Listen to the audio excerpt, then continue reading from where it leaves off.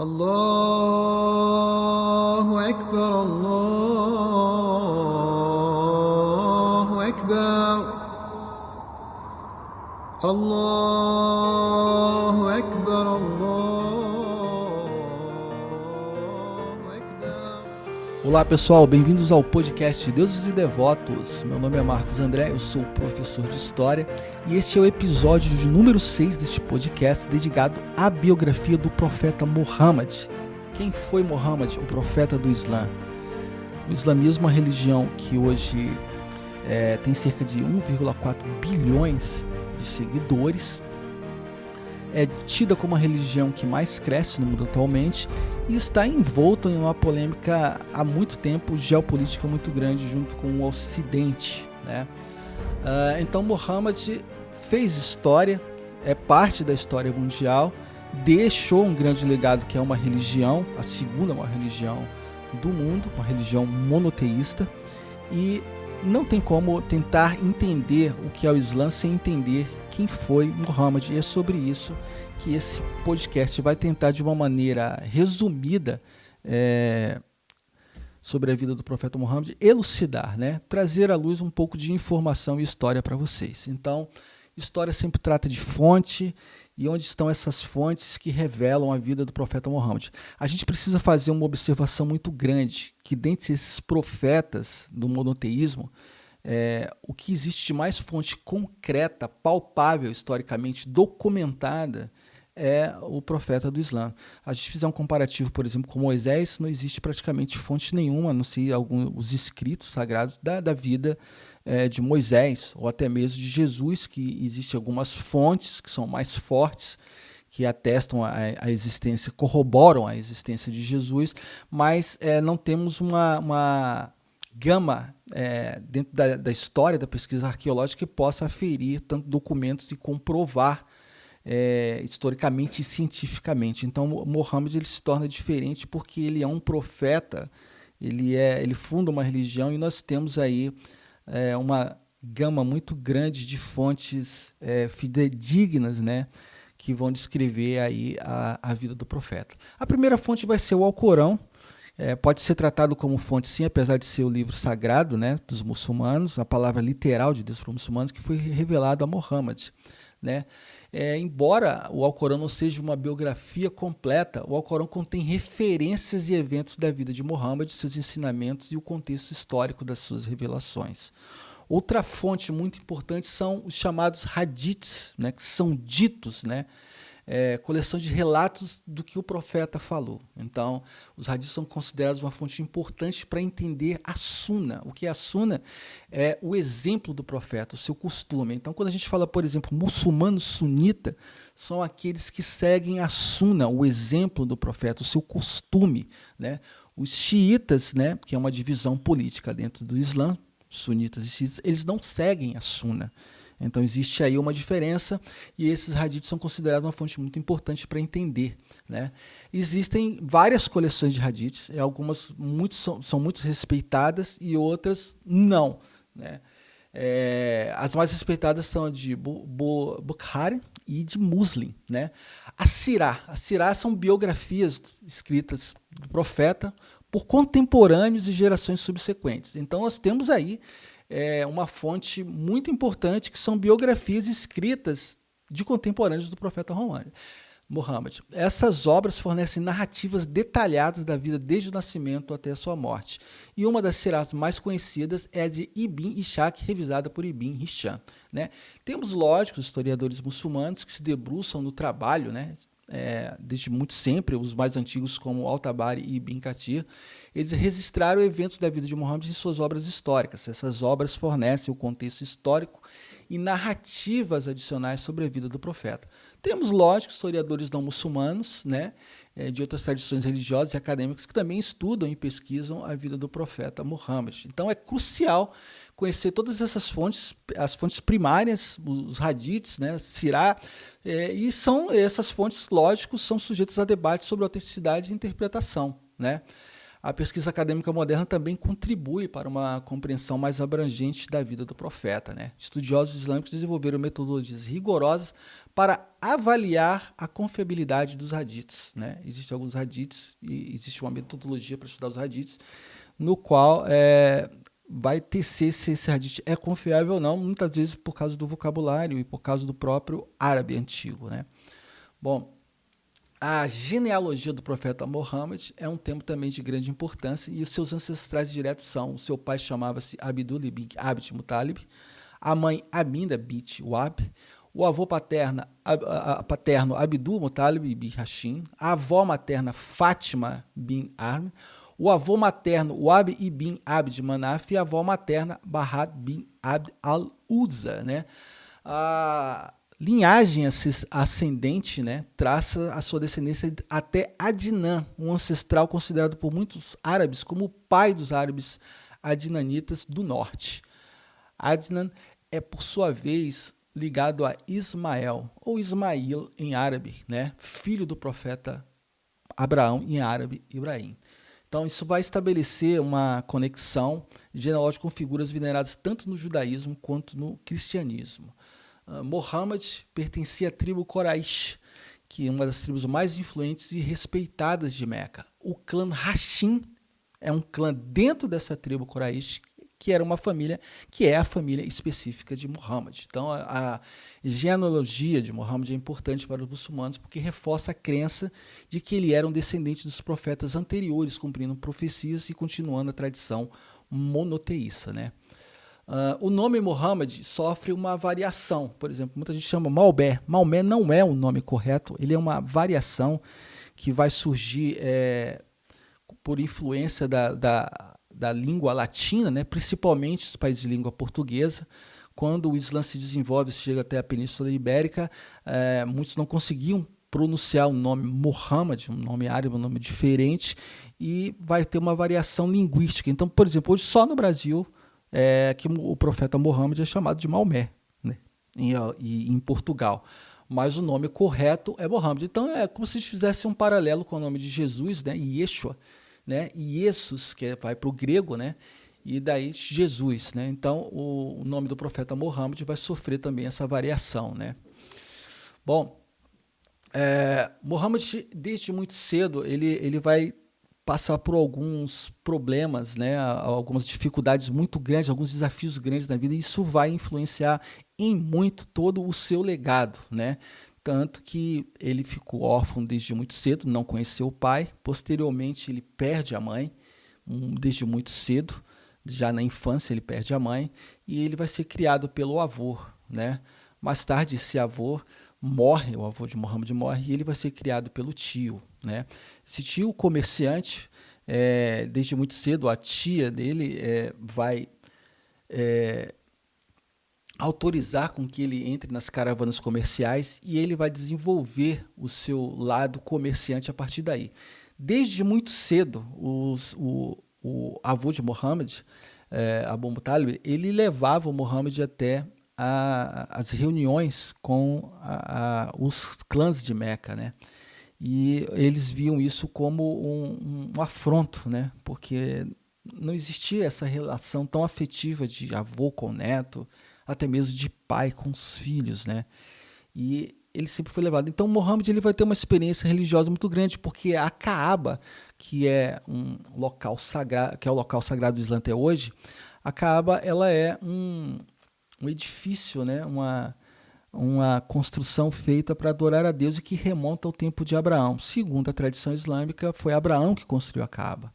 Depois que os povos antigos tomam a Kaaba, ela vai se tornar um centro de peregrinação no qual esses clãs vão aproveitar para fazer comércio. Então, a sociedade acaba sendo politeísta, muitos ídolos são criados e esses ídolos, essas imagens são colocadas na Kaaba e é um local onde faziam inclusive sacrifícios com sangue, né? Então Muhammad ele fica muito impactado quando o seu avô pela primeira vez leva e entra, só quem podia entrar dentro da Kaaba eram esses líderes, né, de clãs, né? E o avô entra com ele vê aquelas imagens e fica assim bastante assustado. E há relatos na história de que dentro da Kaaba também havia uma imagem da mãe de Jesus com Jesus no colo criança. Isso vai impactar muito ele. Quando mais tarde ele vai para essas caravanas, ele vai ter contato com os judeus, já tinha contato com os judeus dentro próprio de Meca. Meca tem muitos judeus, inclusive dentro do clã há judeus. Ele vai aprender muito com os judeus e vai aprender muito nas viagens com os cristãos da região de Damasco, ali na Síria, né? Ele vai ter uma experiência dentro de um mosteiro cristão, onde ele vai aprender o que é o cristianismo. Então, desde muito cedo, ele tem um contato religioso muito grande, ele vai ter esse contato com o comércio, que vai se tornar um comerciante habilidoso, e mais tarde ele vai se tornar um estrategista militar. Então, desde a juventude, o lado empreendedor e comerciante de Muhammad, ele está envolvido justamente isso por acompanhar seu tio nas caravanas para a Síria, né? Então ele vai aprender sobre negociação, sobre gestão e a importância da integridade dessas transações comerciais, né? Ele vai se tornar um estrategista militar, ele vai ser obrigado a se tornar um estrategista militar, porque durante a Hégera, que é a sua fuga para Medina, né? A Hégera é tido como o marco da criação, vamos dizer assim, do islamismo, né? Então essa transição, a Hégera, quando ele parte para Medina, ele vai ter que se tornar um estrategista militar, porque aí ele já está sendo exilado, expulso de Meca, porque ele vai, da sua idade adulta, desafiar o poder vigente, o poder social, a ordem social e política vai ser desafiada. E ele vai ser um líder religioso, uma característica lógica, porque as revelações que ele recebe, segundo a tradição islâmica do anjo Gabriel, é que ele recebe essa mensagem e essa mensagem depois se transforma no Alcorão. Então ele tem uma habilidade de comunicação grande, oratória, persuasão, que é fundamental, vai ser fundamental para atrair seus seguidores. E isso vai gerar realmente ali uma questão conflituosa com a elite de Meca, né? Então a cultura árabe da época valorizava essa oratória, a poesia, a sabedoria. E o Muhammad se torna um hábil orador, né? Um hábil comerciante, e ele tem uma reputação de honestidade e integridade muito grande desde a sua juventude, que lhe rendeu o apelido de Al-Amin, o confiável, que lhe permitiu criar laços de confiança com as pessoas ao redor. É relatado que um certo comerciante iemenita chegou até Meca para comerciar seus produtos junto com um clã de Meca, e ele vendeu aqueles produtos e precisava voltar para a região. E aí Muhammad ele fica incomodado com aquilo, por que não pagavam a esse comerciante, essa pessoa, para que ele pudesse voltar para sua casa. Então ele vai conhecer um amigo, que mais tarde se tornaria o seu grande amigo, seu grande companheiro, o Abu Bakr, né? Ele com esse amigo, eles vão até a casa do líder do clã e vão pressionar para que o cara pague o que ele deve ao comerciante para o cara voltar para sua terra. Então ele consegue isso, o cara acaba pagando e isso acaba incomodando, né, a ordem social. Então Muhammad, nesses três aspectos, ele se torna um homem exemplar, empreendedor, comerciante, um estrategista militar e um líder religioso, né, e habilidoso. Então ele vai com essas ações de honestidade, ele vai desafiar a ordem social.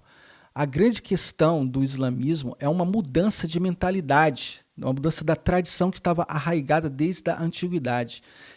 A Arábia Saudita, né, e precisamente Meca, era um local totalmente atrasado, que sobrevivia apenas por causa da peregrinação a Kaaba e por causa desse comércio. Mas as relações sociais eram muito difíceis, porque apenas uma elite funcionava. Então, ou você era da elite, ou então você era escravo. A pobreza era grande e a injustiça social consequência. Então, Muhammad, crescendo sobre essas questões, ele vai se voltar contra toda essa ordem social e, através da religião, ele vai impor uma nova ordem social. Como que ele faz isso? Por exemplo, quando ele vai viver em Medina, por conta da Hégera, que ele é expulso de Meca, e ele tem que sair de Meca para não morrer, porque ele já estava incomodando demais o poder vigente. Ele vai formar uma comunidade totalmente diferente em Medina. Então, por exemplo, ele através das suas revelações, né, e através dos seus seguidores, ele começa a ensinar questões de religião, questões de higiene, costume, distribuição social e justiça, né? Como, por exemplo, liberdade da escravidão. Desde muito cedo ele teve contato com a escravidão, inclusive quase ele se tornou um escravo quando era criança, porque havia um costume em Meca de quando a criança chegava a determinada idade, mais ou menos 3 anos, essa criança era entregue a tribos beduínas, são nômades que viviam no deserto, acampando para aprender a viver no deserto. Então ele é entregue a uma tribo beduína e quando criança ele quase foi raptado e escravizado. E ele viu muito sofrimento dos escravos durante as caravanas, durante a sua ida para Damasco, e ele vê aquilo com ele tem uma grande sensibilidade e ele vai se voltar contra isso. Então quando ele está em Medina e que ele cria uma comunidade, ele começa a criar um fundo social, no qual esse fundo é distribuído a escravos que são libertados, né, para comprar a liberdade desses escravos, e esses escravos começam a comerciar. Então, o que isso quer dizer? Isso quer dizer que Mohammed, dentro dessa ação em Medina, ele cria a primeira classe média da Arábia Saudita. Porque o cara que era escravo recebe uma parte do fundo ali da comunidade religiosa dele, pega esse dinheiro, compra produtos e pode comerciar ao lado dos clãs. Então isso lá em Meca já era um grande desafio, os clãs tradicionais de Meca jamais aceitariam isso, então ele vai desenvolver toda essa parte, vai ter uma ordem social em que ele vai mudar através da questão da justiça social e através das revelações religiosas que ele recebe, né? Muhammad teve muitas esposas e filhos, né? Ele teve várias esposas ao longo da sua vida e a ordem cronológica e o número exato ele vai variar de acordo com a fonte estudada, né? No entanto, a mais conhecida tem a seguinte ordem, né? Hadija foi a primeira esposa de Muhammad, com a qual ele se casou quando tinha 25 anos. Ela era viúva, ela era muito rica e Muhammad foi trabalhar, acabou conhecendo Hadija. E ela acaba se encantando pela honestidade do rapaz, e não somente isso. A habilidade comercial de Muhammad, já treinada muito antes, desde cedo, pelo tio, vai fazer com que ele mais do que dobre a riqueza de Hadija. Eles acabam se casando. E foi o casamento mais duradouro, né? Muhammad se casou também com Sauda bin Zama, né, após a morte de Hadija, casou com Aisha bint Abu Bakr, que era filha de Abu Bakr, e esse casamento ele é controverso, segundo os detratores do Islã hoje, porque Hadija era muito mais nova do que Muhammad. Mas a gente tem que olhar o seguinte, o contexto dos casamentos de Muhammad, principalmente este com Hadija, é um contexto inclusive político. Ele casa com a filha do amigo dele. Ela era muito nova, alguns pesquisadores atestam que ela tinha apenas 9 anos e hoje acusam Muhammad de pedofilia. Isso é muito controverso porque a idade não é possível precisar, porque tradicionalmente os casamentos não poderiam se dar após a menstruação, e normalmente isso se dava aos 13, 14 anos. E o pai também não poderia oferecer a filha em casamento numa idade tão nova. Então os detratores se pegam a essa questão, e é uma questão que é praticamente impossível de precisar a idade de Hadija. Com certeza ela não era uma criança, né? Mas era sim muito nova. Eu acredito, pelas fontes estudadas, que ela tinha para mais ou menos 13 ou 14 anos, no máximo, por aí, né? Muhammad casou-se também com Hafsa bint Umar, que era filha de Umar, outro companheiro que mais tarde vai se tornar um califa, né? Ele vai casar com Zainab, conhecida como a mãe dos pobres, Salama, uma viúva com vários filhos, é um casamento de caridade. Os casamentos de Muhammad têm muita questão ou caridade ou conchavo político, né? Ele vai casar com Zainab bin Jas, Juwariya bin al-Harith, né? Filha do chefe da tribo Banu Mustalik, né? Então, casamento político.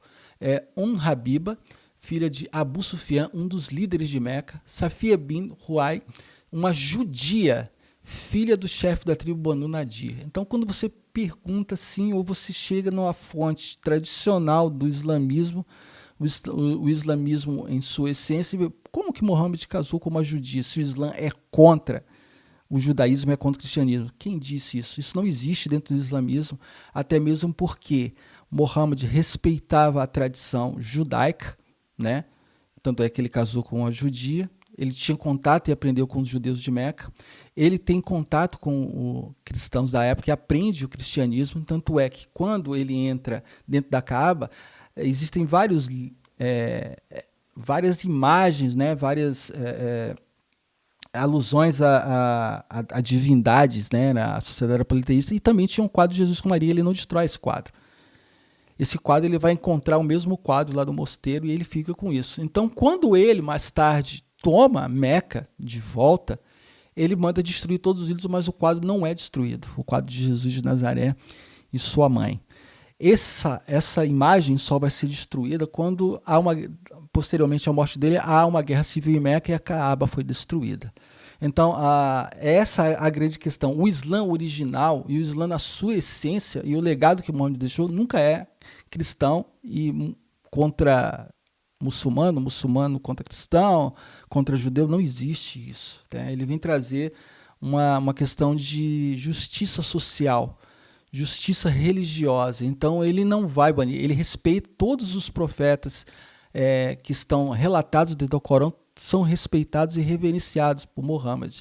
Então, uma outra coisa muito particular dentro do legado de Muhammad é que ele instruiu sempre que o que interessava era a palavra religiosa dele, era a mensagem, que depois vai ser compilada em livros e vai escrever, e antes do final da vida ele acelera esse processo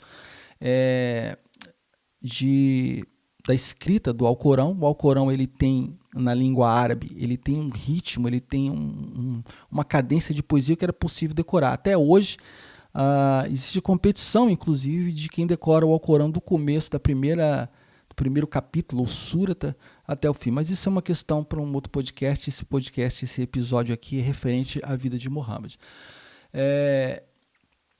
Ele não vai, de forma alguma, querer, ele evita e orienta que as pessoas tratem ele como um ídolo. Não, a pessoa tem que entender a mensagem, a mentalidade dessa mensagem. Bom, Muhammad teve filhos e filhas, né? Com Hadija ele teve 6 filhos, Cassim, Abdullah, Zainab, Ruqayyah, Kulthum e Fátima. Todos os filhos homens de Muhammad morreram na infância. Das filhas, todas faleceram antes de Muhammad, exceto Fátima, que morre depois do profeta. Ou seja, para o costume árabe, por ser uma sociedade patriarcal, Muhammad não deixa herdeiro, porque só interessa o herdeiro do filho homem. Mas o Muhammad deixou netos, né? Fátima teve filhos e Muhammad deixou netos. Então, existe aí uma linhagem, sim, de Muhammad, mas não considerada pelo povo árabe. E o Muhammad também teve um filho, no final da vida, chamado Ibrahim, com Maria al-Khattab, que foi enviada como presente do governante do Egito. Ele se casou com ela. Ibrahim também morreu na infância, né? Muhammad sofreu uma perseguição desde o início da sua trajetória, né, como líder, né?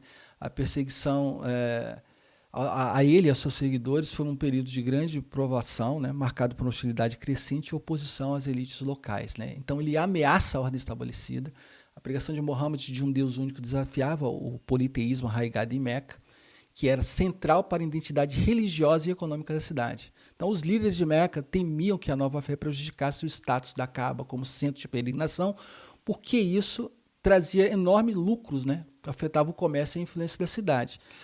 Ele vai desafiar, né, as estruturas de poder. A mensagem de Muhammad é uma mensagem de igualdade, de justiça social, vai ameaçar a hierarquia tribal e a conversão de membros de tribos menos poderosas e escravos, né, era vista como uma subversão à ordem social. A oposição econômica, né, a rejeição de ídolos e práticas religiosas, né, vai afetar esse comércio, como falado anteriormente. Os comerciantes de Meca temiam que o islamismo prejudicasse seus negócios. Então, como que ele vai ser perseguido? Ele vai ser ridicularizado e insultado, né? Ele vai ter um boicote econômico e social, né? Impuseram um boicote econômico aos muçulmanos, visando isolá-los e enfraquecer. O boicote causa uma dificuldade financeira e privação da comunidade.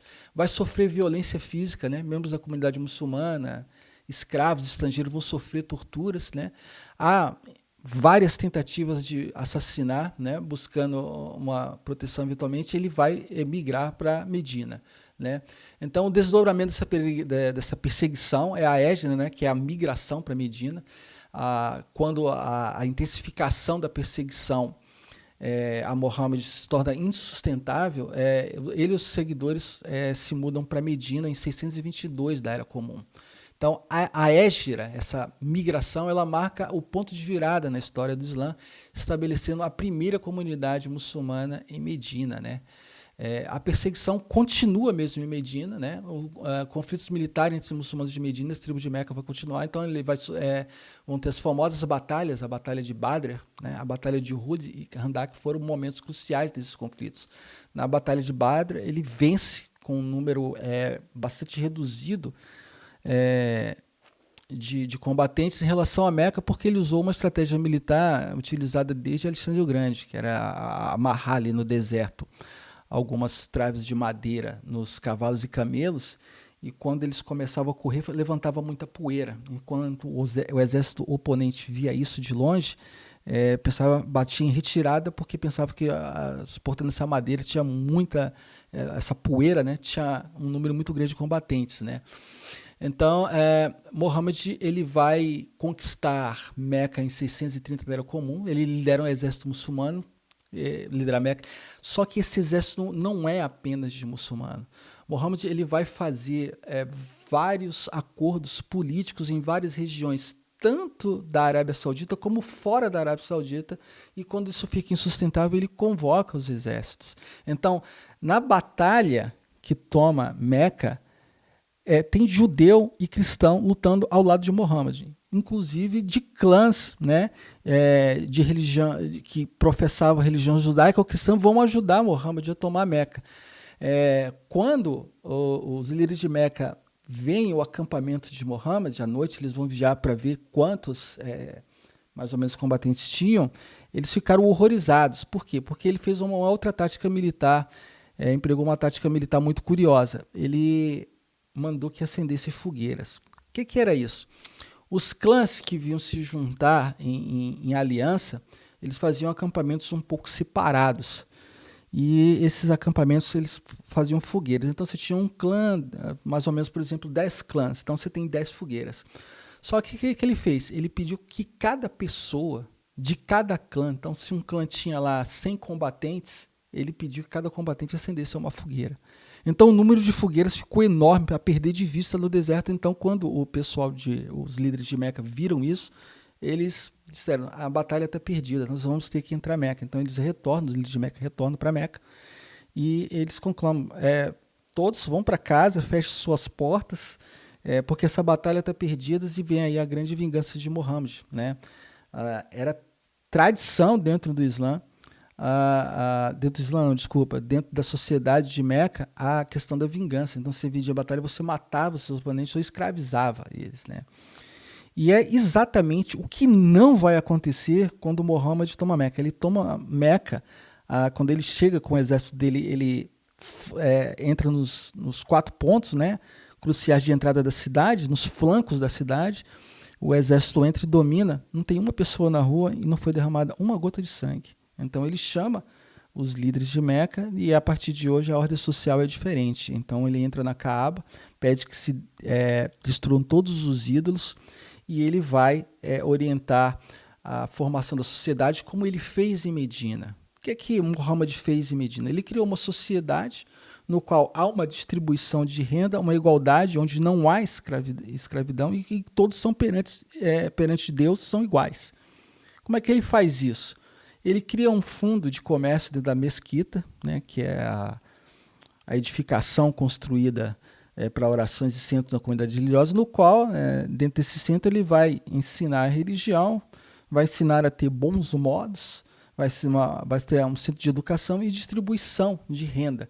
Os fundos que são criados para a mesquita ali, que são de doação, são distribuídos para os pobres. Esses pobres pegam como se fosse um empréstimo e podem montar um comércio. A partir de montar um comércio, ele vai ali na feira, o cara que era escravo, que foi libertado, ele passa a ter o próprio comércio, a ganhar o dinheiro da própria vida. Ou seja, em Medina, ele cria uma ordem social totalmente diferente. Ou seja, ele criou a primeira classe média, vamos dizer assim, da Arábia Saudita. E é essa ordem social que os líderes de Meca anteriormente temiam, né? E essa ordem social de Muhammad, ela vem através das revelações do Alcorão. Bom, então ele toma Meca e aí a ordem social vai ser totalmente tomada por esse ideal, por esse legado, por essa filosofia, por essa mentalidade, né? Então, em 630, ele lidera o exército e conquista Meca, resultando na rendição da cidade. Então, isso marca o início, né, o triunfo do Islã e a consolidação do poder muçulmano na Península Arábica. O Islã vai superar, né, a perseguição e abre caminho para a expansão do Islã além da Península Ibérica. O Islã se espalha rapidamente, influenciando o curso da história mundial, né? Então, Muhammad vai estabelecer a religião em 5 pilares, que são os princípios fundamentais que moldam a vida de um muçulmano. Eles foram estabelecidos e praticados pelo profeta Muhammad, tornando a base da religião islâmica. Então, os 5 pilares são desenvolvidos da seguinte forma. A Shahada é a declaração de fé. É a declaração de que não existe Deus além de Alá e que Muhammad é seu mensageiro. É a profissão de fé monoteísta central do Islã. O profeta Muhammad enfatiza repetidamente a unicidade de Deus e suas pregações, rejeitando o politeísmo predominante na Arábia pré-islâmica, e a Shahada torna-se a expressão fundamental dessa crença. A Salat é a oração. Os muçulmanos devem realizar 5 orações diárias em horários específicos voltados para Kaaba em Meca. Antes de tomar Meca, os muçulmanos rezavam voltado para Jerusalém. Porque quando Muhammad esteve em Damasco, ele via que as pessoas, inclusive os judeus, rezavam voltados para Jerusalém. Então, no começo do Islã, os muçulmanos rezavam voltados para Jerusalém. Somente depois do qual a Kaaba é libertada, vamos dizer assim, do politeísmo, é que eles passam a rezar orientado ali para Kaaba, que fica em Meca, e no qual esse edifício, segundo a tradição islâmica, foi construído pelo patriarca Abraão. Bom, os muçulmanos devem rezar 5 orações diárias em horários específicos, né?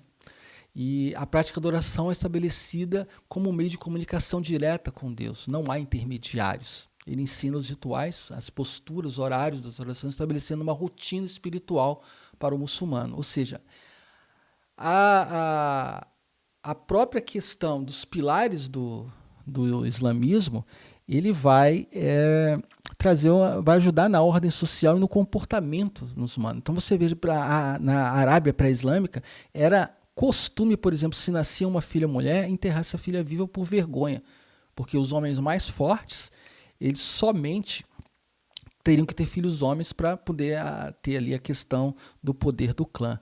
Muhammad, ele vai acabar com toda essa questão.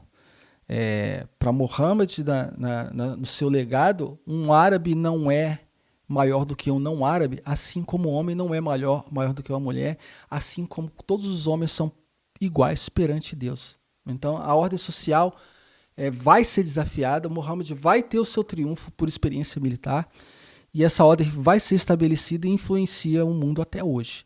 Bom, o outro pilar é o zakat, que é a caridade, é uma obrigação de doar uma porcentagem da sua riqueza aos necessitados. É um ato de purificação e redistribuição das riquezas. Foi o que ele fez em Medina. Redistribuiu a riqueza, liberta o escravo, essa pessoa pode se tornar um comerciante, ele vai ser livre e vai ser uma pessoa igual aos outros. O profeta Muhammad enfatiza a importância da justiça social e da compaixão pelos pobres. Então, o zakat foi instituído como um sistema de assistência social, promovendo essa igualdade e solidariedade na comunidade islâmica. E o Salmo, que é o jejum, no mês do Ramadã, no qual o Alcorão foi revelado, os muçulmanos devem jejuar do amanhecer ao pôr do sol, abstendo-se de comida, bebidas e relações íntimas. O jejum foi prescrito como um meio de purificação espiritual, autocontrole e empatia pelos menos afortunados. O profeta Muhammad praticou o jejum e ensinou seus seguidores os benefícios e regras. E o último pilar é o Hajj, que é a peregrinação, que todo muçulmano que tem condições físicas e financeiras deve realizar a peregrinação a Meca pelo menos uma vez na vida. O Hajj é uma peregrinação que remonta ao profeta Abraão. né? O profeta Muhammad, ele revive essa peregrinação a Kaaba e ele purifica os rituais do Hajj, estabelecendo como um pilar fundamental. Como que havia essa peregrinação? Ela havia antes, mas de uma maneira politeísta. Então, ela estava mais calcada para o comércio e para a riqueza. E as pessoas que faziam essa peregrinação, elas gostavam de ostentar as melhores roupas, né? Que era mais rico do que o outro. Então, e as pessoas que não tinham dinheiro iam com farrapos, e que não tinham nada, eles faziam a peregrinação nu em volta da Kaaba, né, do centro religioso. Então, Muhammad acaba com isso. Ele institui que no Hajj todo mundo deve ter uma vestimenta igual, homens e mulheres, escravos, todas as pessoas devem fazer a oração junto. Então, os 5 pilares do Islã, eles fornecem uma estrutura abrangente para uma vida de um muçulmano, seja no aspecto espiritual e socioeconômico, político. Então, esses 5 pilares foram estabelecidos e praticados pelo profeta Muhammad. Bom, como tudo tem um fim, o profeta Muhammad morre em 632 da Era Comum, em Medina, né, e marca o fim de uma era e uma nova fase para a história do Islã, né? As circunstâncias e as consequências que se seguiam moldaram o curso da religião islâmica, né? Porque Muhammad, ele não deixa sucessor, ele não aponta o sucessor. O que ele trabalha no final da sua vida é para consolidar o código da religião e para que essas revelações sejam compiladas e escritas e fiquem para a posteridade como orientação sociopolítica, espiritual, econômica da civilização. E ele faz isso não para a comunidade árabe ou muçulmana. Ele deixa esse legado, segundo a tradição, para o mundo, né? Então, isso vai ter uma influência muito grande, lógico, até os dias de hoje, né? Ele adoece, quando ele adoece, e aí, inclusive, ele adoece após retornar à peregrinação na Meca, foi uma despedida, né? Muhammad, ele vai ter uns sintomas ele vai ter fraqueza, já estava, né, idoso para a época, né? E vai sentir febre, dor de cabeça, né? Acredita que a causa da morte tenha sido uma doença possivelmente agravada pelo desgaste físico, né? Ele falece na sua casa com Aisha, né? E na presença de familiares e companheiros mais próximos.